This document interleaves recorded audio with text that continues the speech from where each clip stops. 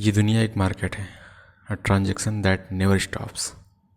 तुम्हें लगता है कि तुम पैसा कमाओगे, अमीर बनोगे, अपने लिए आराम खरीदोगे, लग्जरी खरीदोगे, चीज़ें खरीदोगे, सक्सेसफुल बनोगे। उसके बाद लोग तुम्हें इम्पोर्टेंस देंगे, वैलिडेशन मिलेगा तुम्हें। लेकिन सच ये है कि ये सब खरीदने से पहले ही तुम पे कर रहे हो, and that currency is in money, it's your suffering. तो अपनी शांति बेचते हो अपने प्रमोशन के लिए, तुम अपनी नींद बेचते हो अपने सोशल मीडिया के लिए, और अपनी ज़िंदगी भर की कमाई बेचते हो सोसाइटी को इम्प्रेस करने के लिए, और फिर उससे खुश होते हो, उससे तुम्हें खुशी मिलती है। और तुम्हें भी ये बात पता है कि वो खोखली खुशी रहती है। सोशल मीडिया वाली खुशी जिस रात तुम जग रहे हो उसी रात तक, जब तक जग रहे हो तब तक होती है। सोते हो, सुबह उठते हो, फिर तुम्हें शेम फील होता है, तुम्हें गिल्ट फील होता है। और सोसाइटी वाली खुशी वो 4 दिन रहती है, 4 दिन बाद सब नॉर्मल हो जाता है। तुमने अपने बच्चों की शादी की, अपनी ज़िंदगी भर की कमाई लगा दी, और फिर 4 दिन उसकी वाहवाही मिलती है तुम्हें, 5वें दिन से फिर normal. This is the transactional trap. तुम एक कर्जदार बनकर ज़िंदगी जी रहे हो, जो हर रोज़ अपनी डिजायर्स की ईएमआई बना रहा है। फिर तुम्हारा सवाल होना चाहिए कि भाई तब सभी जैसे कर रहे हैं तो इसमें मैं क्या कर सकता हूँ? यही नॉर्म है, यही कल्चर है। What is the way out? हम अलग करेंगे तो भी हमें प्रॉब्लम ही होगी। ये जो सोसाइटी है ये इम्पॉर्टेंट है, ये एक रोल प्ले करती है हमारी लाइफ में, पॉइंट है। और इसका जवाब ये है कि अगर तुम वाकई में चेंज करना चाहते हो तो चेंज करो।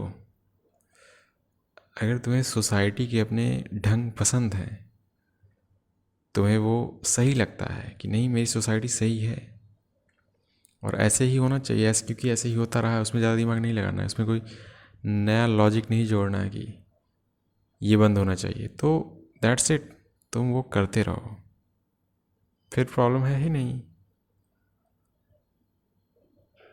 लेकिन तुम अगर उसमें से हो, इसको लगता है कि नहीं ये नहीं होना चाहिए, तुम दिमाग लगा रहे हो कि तुम्हें लगता है कि नहीं ये फालतू है, ये गलत है, तब रास्ता देखते हैं कि क्या होता है, क्या निकलता है। इसमें कुछ लोग कहेंगे पहला रास्ता ये हो सकता है कि अगर तुम डिजायर ना रखो अपने मन में तो हो सकता है तुम खुश रहोगे। जैसा कि बुद्धिज़्म वाली फिलॉसफी है कि अपनी डिजायर्स ख़त्म कर दो और तुम्हारी सफरिंग भी ख़त्म हो जाएगी। लेकिन भाई फिर वही बात, डिजायर्स ख़त्म कैसे करोगे? डिजायर्स नहीं ख़त्म होने वाले, डिजायर्स तुम्हारी लाइफ की एनर्जी हैं। तुम ये कर सकते हो कि तुम you can change the nature of the transaction, ये कर सकते हो। जैसे कि नीचे ने कहा था एमोर फैटी, या फिर जो भी उसकी प्रोनाउंसिएशन होगी, मतलब उसका ये है कि लव योर फेट, अपनी किस्मत से प्रेम करो, उसके साथ चलो, उससे कदम से कदम मिला के चलो, चूज़ करो ये चीज़। और किस्मत वर्ड अच्छी जगह भी आता है, लोग बोलते हैं कितनी अच्छी किस्मत है, लेकिन जब अपनी बात होती है, जब लोग अपनी किस्मत के बारे में बोलते हैं तो लोग हमेशा नेगेटिव वर्ड ही बोलते हैं कि मेरी किस्मत ही ख़राब है। और वो किस्मत ख़राब इसलिए आता है क्योंकि वो कुछ ना किसी चीज़ से सफ़र कर रहे होते हैं। तो वहाँ पर नीचे ने बोला है कि लव योर फेट, वो निगेटिव सेंस में बोला है उन्होंने कि तुम्हारी किस्मत ख़राब है फिर भी उससे प्यार करो, उसके साथ चलो, एक्सेप्ट द वे योर किस्मत इज़, जो कि ख़राब है। तुम अगर सफरिंग को एक्सेप्ट कर लेते हो तो फिर तुम्हें पेन थोड़ा कम होता है, जो कि सही बात है। लेकिन अगर तुम दुख को, सफरिंग को, पेन को अवॉइड करने लग जाओगे तो वो तुम्हें कंट्रोल करने लग जाएगा। लेकिन जब तुम अपने दुख को चूज़ कर लेते हो तो वो तुम्हारी पावर बन जाता है। जैसे गेम ऑफ थ्रोन्स में छोटा वाला क्या था यार, डॉर्फ,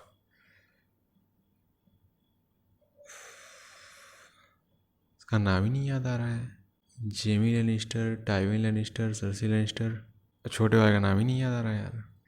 उस एक्टर का नाम याद आ रहा है पीटर डिंकलेज, लेकिन उस कैरेक्टर का नाम भूल गया, बताओ। उसका डायलॉग तक याद है, never forget what you are, the rest of the world will not, wear it like armour and no one can hurt you. जो जॉन स्नो से बोलता है, उसकी खुद की पर्सनालिटी से ये बात आती है, क्योंकि जैसे ही वो था डॉफ था, और लोग उसे हमेशा डॉफ डॉफ बोलते हैं, तो उसको ये बात ख़राब लगती थी, जबकि ये बात सही थी क्योंकि वो डॉफ था।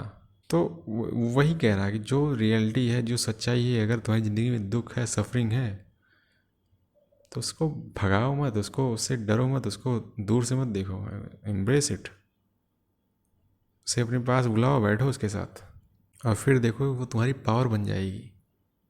अगर पावर नहीं भी बनी तो कमज़ोरी तो नहीं रह जाएगी। और अगर गौर से देखो तो इंसान सफरिंग से नहीं टूटता है, इंसान अनमीनिंगफुल सफरिंग से टूटता है। यार सफरिंग तो हर चीज़ में है। तुम पढ़ाई कर रहे हो, तुम जॉब कर रहे हो, वो भी एक सफरिंग है, लेकिन तुम एक बेटर सफरिंग चूज़ कर रहे हो। तुम जॉब इसलिए कर रहे हो कि तुम्हें पैसे मिल रहे हैं और उस पैसे से तुम्हारी लाइफस्टाइल आसान हो रही है। तुम पढ़ाई इसलिए कर रहे हो क्योंकि तुम आगे जॉब लोगे और उस जॉब से तुम्हारी लाइफस्टाइल आसान होगी, इजी होगी। नहीं, ये सफरिंग न चूज़ करके तुम अभी आराम कर लो, उसके रिperकशन जो होंगे वो दूसरी वाली सफरिंग, फिर वो झेलोगे। तो तुम अपनी सफरिंग चूज़ कर रहे हो, तुम मीनिंगफुल सफरिंग चूज़ कर रहे हो, इसलिए पढ़ाई में और जॉब में इसको सफरिंग हम नहीं बोलते, इसको बोलते हैं हम कि काम कर रहे हैं, मेहनत कर रहे हैं। है तो ये भी एक सफरिंग, लेकिन तुम इसे जब मीनिंग दे देते हो तो ये सफरिंग नहीं रह जाती है। इसी चीज़ को अप्लाई करो हर जगह पर, कि तुम अगर सफ़र कर रहे हो किसी भी चीज़ से, तो तुम उसमें गौर से देखो कि क्या उसमें मीनिंग है, उसका कोई अर्थ है सफ़र करने का, कुछ पर्पस दे रहा है तुम्हें कि नहीं।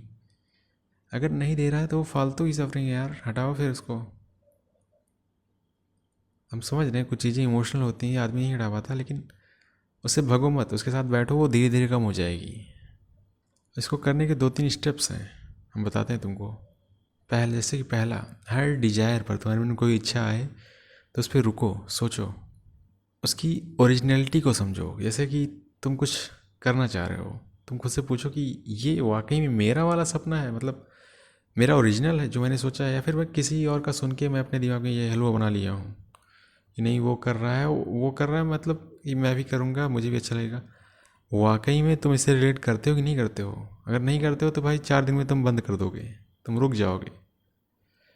पहली मेन चीज़ है कि तुम्हारी ओरिजिनलिटी होनी चाहिए उसमें, तुम्हारा तुम्हारा अपना रॉ इनपुट होना चाहिए, क्योंकि उस रॉ इनपुट से तुम्हारी ग्रोथ होगी। और अगर सफरिंग तुम्हारी अपनी ग्रोथ के लिए नहीं है तो फिर उसकी प्राइस बहुत ज़्यादा है, उसको ड्रॉप करो फिर। दूसरा, जैसा कि अभी मैंने बताया, चूज़ योर वर्डन। कौन सा बेड़ा उठाना चाहते हो वो तुम चुनो। कई बार लाइफ में ऐसी चीज़ें होंगी जब तुम नहीं चुनोगे, ये भी बात सही है, उसको साइड में कर दो अभी के लिए, वो हमेशा नहीं रहता है। लेकिन कुछ चीज़ें हमेशा रहती हैं जिसको तुम चूज कर सकते हो। तो तुम्हें किस चीज़ के लिए सफ़र करना है वो चुनो, क्योंकि सफरिंग इनएविटेबल है, अभी मैंने बात की उसकी। हाँ, उसको तुम पहचानो ना, उसको तुम उस तरीके से देखो ना, वो दूसरी बात है तो वो सफरिंग ही।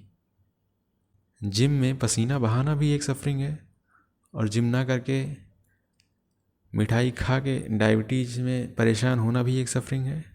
मोटापा भी एक सफरिंग है, और मोटापा कम करने के लिए दौड़ना, वर्कआउट करना भी एक सफरिंग है। तो भाई सारी चीज़ें सफरिंग है यार। ये सब हटाओ, खाना ना खाना एक सफरिंग है।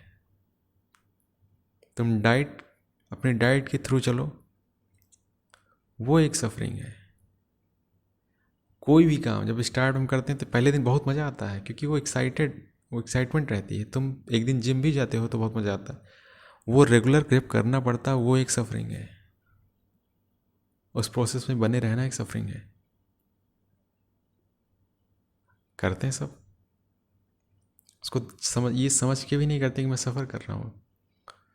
उसके अलग अलग नाम हैं, डिसिप्लिन, डिटर्मिनेशन, पता नहीं क्या क्या। सारे फिल्टर्स हटाओ भाई, वो भी सफरिंग है। लेकिन क्योंकि वो चूजन सफरिंग है इसलिए वो हमें सफरिंग जैसा फील नहीं होता है। और तीसरा है कि क्रिएट करो कुछ। डिजायर्स कंज्यूम करती हैं, क्रिएशन एक्सपैंड करती है। Don't be a consumer of life, be an architect. कुछ बनाओ, कुछ भी। हम लोग आंसर राइटिंग भी करते हैं तो वो क्रिएशन लगती है। तो कुछ छोटी सी भी चीज़ हो सकती है, कुछ भी ट्राई करो। साइकोलॉजी से कहती है इंटरनल लोकस ऑफ कंट्रोल। जब तक तुम्हारी खुशी तुम्हारी रिजल्ट्स पे डिपेंड करती है तब तक तुम इस दुनिया के गुलाम बने रहोगे। वही श्री कृष्ण वाली फिलॉसफी, फल की चिंता मत करो, कर्म करो, वही वाला ज्ञान है और प्रैक्टिकल है, रियल है। जब तक तुम अपने आप को एसोसिएट करते रहोगे अपनी वैल्यू को अपने रिजल्ट से कि ये हो जाएगा तो तब देखना भाई तब मेरा क्या रहेगा। जैसे मैं एग्जांपल के तौर बताऊँ, जब मैं सोचता हूँ कि मैं सिविल सर्विसेज क्लियर कर दूंगा तब मेरा अलग ही माहौल होगा, सभी कोई सोचता है। जब तक ऐसी चीज़ें रहेंगी दिमाग में ना तब तक तुम दुनिया के लिए भागोगे, उसके पीछे भागोगे।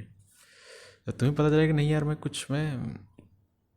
इसके अलावा भी मेरी लाइफ है, इसके अलावा भी मैं एग्जिस्ट करता हूँ तो मैं कुछ ना कुछ कर सकता हूँ। और वो चीज़ इम्प्रेस करने के लिए नहीं, वो चीज़ अपने आप को एक्सप्रेस करने के लिए कर रहा हूँ। वहाँ पर तुम समझते हो इस बात को कि वैल्यू बाहर नहीं होती है, वैल्यू अंदर होती है। The moment you find your joy in your discipline the world loses it's leverage over you. 1-2 साल पहले तक एक कहावत मैं सुनता था और मुझे बहुत अच्छा लगता था कि ये रियल बात है। उसके 2-4 साल पहले कुछ और कहावत थी, आज कुछ और हो गई है। जैसे कि मैं बताता हूँ, 2019-20 तक लोग बोलते थे कि हैप्पीनेस चेज करो, I am chasing my happiness. फिर 2 साल बाद ये आया कि नहीं भाई, हैप्पीनेस नहीं, chase satisfaction over happiness. Satisfaction chase करो हैप्पीनेस पे। और आज जब उसको सोचता हूँ तो फिर ये लगता है कि नहीं भाई, हैप्पीनेस बाई प्रोडक्ट है, चलो ठीक है, सेटिस्फैक्शन भी एक बाई प्रोडक्ट है। क्यों? क्योंकि चेज सॉवरेनिटी, तुम सॉवरेन रहोगे तो तुम अपने आप से वैसे सेटिस्फाइड रहोगे, और सेटिस्फाइड रहोगे तो फिर हैप्पीनेस अपने आप ही आ जाएगी। हो सकता है कल को कुछ और भी आ जाए, लेकिन आज के लिए तो यही है। जब अपडेट होगा तो मैं अपडेट कर दूंगा। ओके।